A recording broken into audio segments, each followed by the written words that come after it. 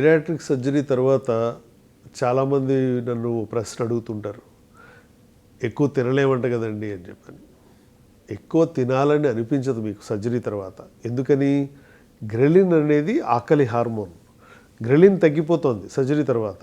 ఎప్పుడైతే గ్రెలిన్ తగ్గిందో మీకు ఆకలి తక్కువగా ఉంటుంది, అంటే అవసరమైనంత మేరకే మీరు తినగలుగుతారు. సో ఇంతకుముందు సర్జరీ ముందు చాలా ఎక్కువ క్వాంటిటీస్ తీసుకుంటున్నాం కదా, ఒక ప్యాకెట్ బిర్యానీ కూడా మనం తినేయగలము అనేటువంటి కాన్ఫిడెన్స్ ఇప్పుడు ఉండదు, ఎందుకంటే మీకు తినాలనిపించదు కనుక. అంతేగాని సర్జరీ వల్ల మనం తినలేకపోవడం కాదు.